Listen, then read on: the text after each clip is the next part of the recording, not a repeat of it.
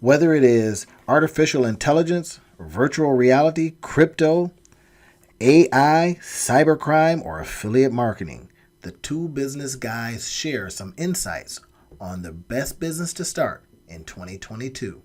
Enjoy. This business podcast, the Two Business Guys Mastermind, uncovers for you secrets and share tips and tricks to entrepreneurship as they mastermind on how to have startup, operational, and overall business success so that you can go on to get better results. Enjoy. Well, Rob, the two business guys are getting back together. We're back, everybody, and we got some interesting things to talk about. We want to talk about this 2022 that's coming up in the best business to start. I tell you, we're not going to make this a long one today because the best business to start is the one that people are spending money on, right? There you go. Forecasting is hard, everybody. And but Rob, I've been doing some research and I've been just, looking at industries and looking at things that are coming and asking questions of people in forums about what is most difficult in what they're doing right now. I've been asking a lot of magic wand questions, right? If you had a magic wand and could wave it to solve one problem in your business, what would it be? You know what it keeps coming back to, Rob? What's that? Needing help in that area. Well, if I could wave a magic wand, I would have all of my content already done and in front of me. That's somebody working in the business, right? And same with me. If I had the magic wand, what would it be? That I can sit and ideate, I can send it over to a person and that they could just go, right? And then I hear you talk a lot about making sure you got your people in alignment, and making sure that somebody's there to take what's next on your plate and go with it. So that made me start thinking about, what are we creating out there that are being of service to people that have that miniature problem, whatever it is, and could you be that person that could solve it, right? And that suggests to me that there may be a lot of different things that you can spin up. Being that a technical assistant, right? So you don't have to fumble with stuff. You're messing with your Zoom and all that kind of stuff. We had a little issue this morning, everybody. But so, I'm curious, what do you see on the horizon? I got a couple ideas here, but what do you see on the horizon as businesses to start in 2022? I think the big thing that you just kind of alluded to is when I look at what business to start, I'm thinking about the entrepreneur, the individual. So I'm looking at where are you at along the entrepreneurial journey, right? For certain people, following trends and figuring out the thing and doing that is exactly where they need to be. But here's what I have kind of experienced, and I want to get your feedback on it too, to see what you think. I think that what business you start depends largely upon how good you are at spinning up businesses, right? So here now in my fourth business, I can pick things up and get them running a lot faster than I could when I was starting my first business 20 years ago. And it was a lot more, there's a lot more that I needed to do. So, and we talk a lot of times with our entrepreneurs about the difference between a hustle and a business, right? And I think that sometimes you have to look at where you are on that journey. We did a podcast a couple weeks ago where we talked about, moving from the employee mindset to the entrepreneurship mindset. And I think that's something that's really important. So I'm hedging because, I'm a lawyer, so it always depends, right? I'm a former lawyer. But anyway, the basic idea that I would say is, if you have started a business before, what I would highly recommend you do is look at the trends, look at the things that you have the ability to spin up and see what you can make. And that's where we talk about if you want to get into VA stuff, if you wanted to get into even coaching and consulting. Because here's the thing, if you have done businesses before, just being in the corner of other business owners, being able to help them walk through. That's why you're seeing so many coaching courses and so many things that are popping up now, because it's really big, because there's a lot of people trying to make that transition. And as long as you're a step ahead of the people that you're helping, you're giving them beneficial information, right? But I want to speak to that beginning entrepreneur as well that thinks that you have to make this big jump into entrepreneurship. Don't be fooled. There's many steps along this pathway. It is a marathon. It is not a sprint. And all entrepreneurs are not created the same. There are some people that are making $5,000 or $10,000 a year in their business. There are other people that are making hundreds of thousands, if not millions of dollars a year in their business. You need to know that you don't go from making all your money working for somebody else to making 6 figures, 7 figures in 3 months. That doesn't happen. Don't believe those stories. That's all a lie. Right? What really happens is that people step out and they get used to selling stuff. If they're in sales or marketing, that's about the only group of people that can jump out of doing sales and marketing for other businesses to doing sales and marketing for their businesses on that scale, because they've actually run a number of different businesses in that space. They just were doing it for somebody else. Mm-hmm. Am I making sense? Yeah, I love that idea, man. It really goes back to looking at your skill set, right? Looking at some of the things, even your lifestyle, right? How you living. You know, what you're loving on, you know, what you're curious about, what just seems to be an itch that you can't seem to scratch. And I love to do this when I'm starting my own different things, right? Is if that's an itch, I run our business around it to scratch that itch. And then I want to see if maybe other people are having that same itch. And if I start a business that is scratching my own, and then it happens to scratch other people's itch too, then I can make some money. Right. So if we start thinking about it like that, and we start thinking about, again, what skill do I have? That part is becoming even less, because now we can go and get 17 workers from another country to be all of your back end, to be all of your data research, be all of your some of your digital stuff, some of your graphics. You can just grab people now. We've got the people per hours, we've got the Fivers, we've got the Upworks, we've got all of these tools to get to the skill part, right? Yeah. So then if you start thinking about, well, what just seems to, get me going, what gives me energy, right? Anything in the teaching field for me, it gives me energy. There you go. It just absolutely fires me up. I was, doing a volunteer with a young lady who was doing a resume workshop. Now I used to be in that space. I was, over the, helping people get jobs department. Yeah. Career counseling. Yep. Yeah. And all of that. And I love that stuff. Right. So she said, well, Randy, what do you think? And next thing I know, I'm got the, the room, and I'm doing my pointing, and I'm talking about how to, approach the interview so that you take control of it, all this thing. So that's in the teaching space, right? So is something that you're thinking about starting, something that that just fires you up, gets you going. That's what you want to get into. Now they say, oh my gosh, you shouldn't start things in your passion space, because once it becomes a job and you burn out on it. Well, I want something that gets me up in the morning, and that gives me at least a great opportunity to have some fun, to be in my passion space, and go out there and try to make a living with it, right? Yeah, and I think there's two things that you put in there that are important.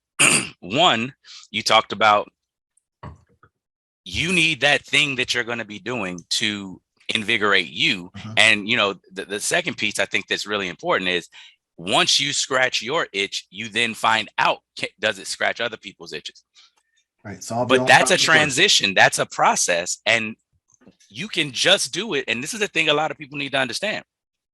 Some things, if you just get good at it for you, that's great, because you're now saving yourself all of that money that you had to pay somebody else to do it, and you're getting the benefit of doing it, right? I think that one of the things that's happening, and this is, I guess, kind of what you can see I'm kind of stuck on this today.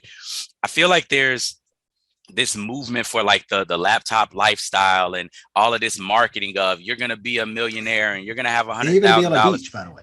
Right. And making it seem like it's really easy.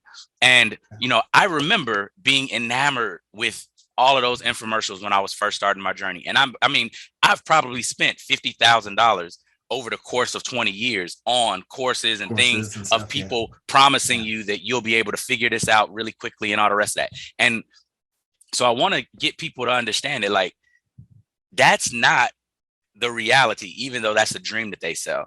The reality is, even those people that go and get $100,000 in 90 days, even those people that go and do, $1 million in a year, if you read the backstories, if you read what they did before they $50,000 started their before. right, if you read what they did before they started counting their money, right, before they said the 90 days, look at what happened for the 6 months to a year before that 90 days. Yeah. And it's really important to realize that they're giving you a snapshot in time in their life. They're not giving you the full scope. And that's not to say that they're lying or anything like that. They're not. They're telling you the truth. They made $100,000 in 90 days. That doesn't mean that you're going to make $100,000 in 90 days, even if you follow everything that they said, because there's certain small things that they do and that they are capable of that you may not or may be capable of. And that was a hard realization for me, because what I had to learn over my time was there were two things, right? For me, number one, I wasn't really good at sales and marketing, right? I was great at talking and getting people inspired about a vision and motivated and all the rest of that type of stuff. And so I would get good feedback on whatever I want to do. But there's a process to sales and marketing. It's a numbers game, and it's a numbers game that you have to be comfortable understanding from the beginning. That wasn't my thing. For me, having to talk to 100 people to get 3 yeses was not a good use of my time in my mind, right? Like it didn't, the math did not didn't inspire, equate. huh? Right. That did not invigorate a passion within me to continue doing stuff. Uh-huh. And for a long time, I felt like it was just, I had a problem and I had to get over it, and I just had to get it. But what I realized is there's certain people that love sales and marketing. Yeah. And instead of me constantly banging my head against the wall trying to get great at this, right? That's what one of the reasons Randy and I first, like, we talk back and forth about this, because he loves sales and marketing. He spins up stuff and he's like, oh, I just tested this on 1,000 people. Oh, I just tested this on 500 people. Like that's it. Like running some really, content right now. Exactly. Right. Like you can see it. He gets excited about it. None of that stuff excites me in the least. And so what I realized was I needed to hire people and bring people onto my team that love to do that type of stuff. So Randy and I have done some stuff together. I've got some other friends of mine that are in the marketing space that we work, and they, I mean, in an hour we'll spin up something and like, boom, knock it out. And I'm like, this is amazing. But that's not my gifting. That's not where I'm supposed to be. And so I say this to those of you all that are thinking about, trying to start a new business in 2022, trying to do all the rest of the type of stuff. Understand that Randy said something, and I think that, I don't know if everybody caught it, but personal inventory, knowing what your strengths and your weaknesses are, knowing who you are, is so important to this question. It is. That, like, we can't emphasize it enough. Everything ain't for you. You need to know who you are and what you want, and base your decisions off of that, not off of what you think is going to make you money, because you're going to have to stick with whatever you pick long enough to make money. And if it's not in alignment with who you are, trust, you'll do it. You'll get all the stuff started, and then it'll be another thing in your closet that you done bought and said you was going to use and ain't using. And that's where, where the money just goes to the graveyard, right? So if we start thinking about it, right, start taking inventory about your skills, your lifestyle, and do a whole bunch of research to find out what's trending up. I've been doing, over this last weekend, I was doing a lot of work in Google Trends, seeing what's trending up. And then again, if you're in that space, then you can go directly into the digital space, right? So one of the things I want to talk about is affiliate arbitrage. That's really, really big. You never have to own a product. Right? Yes. And if you can get an idea and figure out how to do a landing page and all that kind of stuff, then you can spin up businesses all day long. It's what I do a lot. Find out what's trending, spin up a nice little business or landing page, and then go grab the affiliate product and sell like hell. That's one that is really, really good. So something that's coming up on the horizon, cyber everything. Cyber crime is on the rise. Can you create something? Can you get some software? Can you, if you're, technical that way, and, or if you can go over to Code Canyon and get yourself a package, somebody that already coded up, you just buy it and white label it. That is in the cyber crime space. That's going to be huge, I think, coming up in 2022. AR and VR. Defense. Augmented reality and virtual reality. I look at it as like VHS and beta from back in the day, right? VHS tapes, beta tapes, and they were rocking both. And one made the jump. And I think it's going to be in the AR is it right now, or VR is it right now, or virtual reality, right? You got Metaverse, you got Facebook changed its name to get into that whole big space. They bought some companies and now they're spinning it up. They're already making money, but they haven't launched it yet. Now think about that for a minute. if it's a business that hasn't been launched yet or officially launched, they're going to need accessories. That's where businesses succeed, is in the accessories around the business. In other words, the support, the extra stuff. You had the phone, and then you got phone covers. And on the phone covers, you got the rings. And on the rings, you got, these are businesses that you can start from, businesses that are already started. This is one of the key things, right? You don't have to really ideate and say, well, I need to come up with a brand new. Not all the time, because that's going to be what Rob talked about. That long haul, that 10-year of doing something. Forget that, man. There's existing businesses. You know, I was listening. Somebody was telling me that Ben Goy was talking about this, right? He was saying, you know, why do we got to start brand new? Why can't we get together and buy one? And that made me start thinking, well, you know, what if 100 people put 10 on it? You know how back in the day used to say, I got 5 on it. I don't know what I'm talking about. Then forget about it. But I got 10 on it. So we got 10 times 10 other people that's got 10. Then that's a nice little chunk of change where you can go buy something.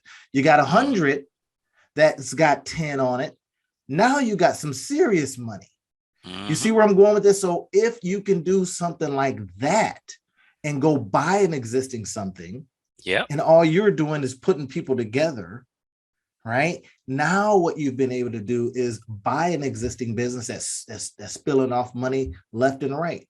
And that might be your thing, just putting groups together. And what you've put together, just in those kind of 3 points that you just made, are so powerful, right? And this gets back to that journey from beginning entrepreneur to seasoned entrepreneur.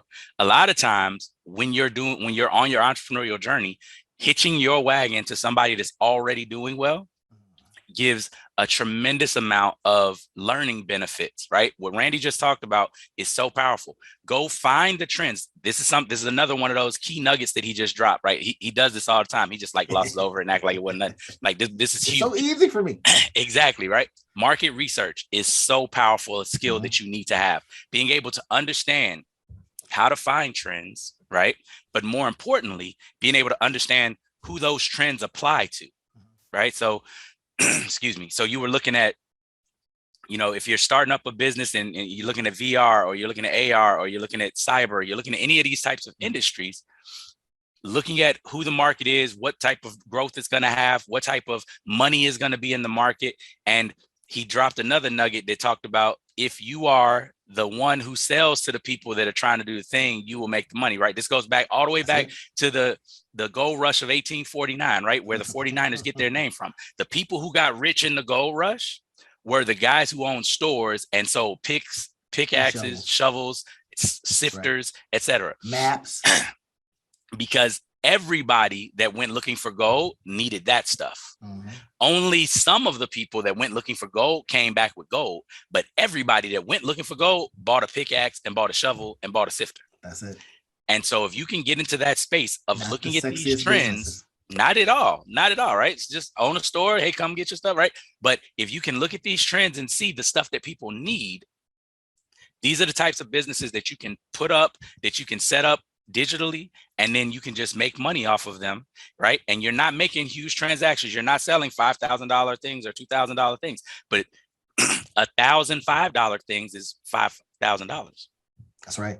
And if you set it up in a way, I think, Rob, when we start talking about the affiliate arbitrage, you don't even have to own this stuff, right? You're finding people that own stuff, and you're just arbitraging. And if you think about grocery stores, they're arbitragers, right? Exactly. They find people that have products, and they say, we got space, we got shelves over there. You see where you want your stuff at. Oh, by the way, we're going to charge you some rent on that. Yep. Right. And then people go, well, you know, hey, that's fine. That their job is to go find more products that people seem to be wanting and liking, and then saying, we've got 1 million of these stores around, right? Walmart. And you want to be on our shelves. Yep. Right. We handle everything for you. Don't worry about it. We'll just send you your cut. Like, wait a minute. That's it. Yes. So retail, this arbitrage, this affiliate arbitrage, is that same way. Let me go find somebody that has products, right? And I do it all day long, whether I'm on ClickBank, I'm on JVZ, Warrior Plus, Dealify, AppSumo, whatever it is, right? I'm going to find a product that I can put in front of folks, right? Now, if you have that kind of product that happens to be a help to another entrepreneur who's starting something, guess what? You make money and you help the community. And as it grows, you grow. Exactly. Right? Those are the kind of things that we can start. So the businesses to start in 2022 are ones that you don't always have to show up for, right? I'm not starting a Chick-fil-A. I know they have guaranteed money. Last I heard, it was like $300,000, $400,000 a year. You're guaranteed to make because of the popularity of the chain itself, right? But I don't want to be in the store, and they require you got to work in our stores. You got all kind of different things you got to do just before you get a franchise. Yep. Right. I don't have any interest in that, man. It does not excite me. So to the degree that we want that laptop lifestyle, I'm digging that. I want the flexibility lifestyle, right? I want the opportunity for me to just absorb all the stuff that I know and have learned. And get this, here's something that happens. What Rob was saying, I see a business in what he just talked about, right? Having gone through all of this money, all of this time, there's some skills that have been built. There's some, ability to recognize what not to go into when the hype is there. Yep. Don't, if they say this one thing, run, right? So then Rob could be the consultant to people just starting off in what not to do. How to weed through all of the stuff out there to decide on the best business for you. He does an inventory of the person, all these different things that, as a Marine commander that he had to do. Right. You had to kind of raise some people up. We got to go fight. Right. You can't have you just like chilling. And it's a lot of the stuff that we do with our beginning entrepreneurs now, right? This is where a lot of this is coming from. So I think, Randy, I heard two different things, two different pathways that we've discussed so far. So number one, if you're at the stage where you know that you have something that you like to do, that you have a passion that you can help people with, you can do it for people. So that's kind of a self-employed job, right? Where you're providing the service and doing this for people. That's one avenue. And that's a great way to get used to all of the beginning stuff that you need to learn with business, getting used to putting yourself out there, getting used to going and getting clients, getting used to the sales and marketing aspect of everything. That's a great starting place. The second thing that I heard Randy talk about is, once you've gotten some of those skills, going into looking at trends and looking at people who are already operating in the space and working as an affiliate for those things, so that you are basically the middle person, right? Here's the person that created the product. You know how to go get people. You go ahead and bring them to the product. Think of this like the party promoter or, the ticket scalper, right? That type of an idea. The person that goes and understands that there is a secondary market. If you were the person that used to go buy candy and sell it at school, this is a perfect place where you need to be, right? Exactly. The candy, you didn't create none of it. You just knew that you could get it from Costco or Sam's Club. And then at school, you had a captive audience. Same idea, right? You've got people that are going in a trend, going somewhere, trying to do something. They're a captive audience. They don't know where to get these things, but you've got these relationships with these vendors. And now you can put the two together, and they still think they're getting a deal, even though they're getting a deal where you're making lots of money. My little ones, I used to have them doing stuff like I say, if you're selling Doritos, make sure you have the gum, because after Doritos, breath is not all that great. So they're going to want the gum. I says, and after the Doritos, maybe they're thirsty. So you've got, in that one instance, you what they call increasing your cart. Yep. Hey, they might want this next thing. So entrepreneurs, before we take off here, this is what we're telling you to do. Think about that thing that they might want next. So if you go into, I'm going to work for people, well, what else would they might need? I was talking with a young lady who's getting ready to retire. Right. And she says, I'm going to need something to do. She had a great job. And I says, well, what do you do? She sent me a long list of stuff. I said, I don't know what any of this means. And then at the end, she says, I know how to do this, this, and this very, very well. All the rest was industry jargon. Right. And I know if you're listening, I love you. You know I do. It's all good. Don't be mad at me. But this is it. Right. I says, get down to that thing. So I started thinking, now I could use what you said in the last sentence. That's what I need. That's the best of value that you can, be in with me, right? Because I want to hire her as soon as she gets done. I want to say, come on in and let's do this stuff. She's got some experience, right? She knows what she's doing, and she just needs to make a couple of dollars, right? She doesn't need to like hit me over the head for too much, right? So that becomes these opportunities, looking at those skills and saying, I can do this. And then what else might somebody need? I love doing that too. And that's all good. That's the beautiful part of it, man. I know you got to get out of here today. So think about this, everyone. Let's talk about and put in the comments, what kind of businesses do you see that you want to start in 2022? Right now, I know I'm aging this class today, but that's all right. We'll be talking about what we're going to be doing in 2023. Let's look at what's happening out there, right? Let's look at what's falling apart, seeing if you can be the glue. Let's see what you can break apart, right? Because it's old and rusty. And let's get out there making some businesses that make you happy and give you whatever you want, that lifestyle, that laptop lifestyle, that freedom, whatever it is, right? Exactly. I think it's possible, Rob. Yep. I know. I agree with you. And just one last word for the third thing that I think that for those people that are out there that really see some things that they know they can do. I was sitting in a class with some venture capitalists when I was in law school, and one of the guys, he was the guy that built OkCupid, which they then sold to Match.com for $50 million, right? And he was like, when he gets into a business, what he thinks about is he looks at, can we do it better? Can we do it faster? Or can we do it cheaper?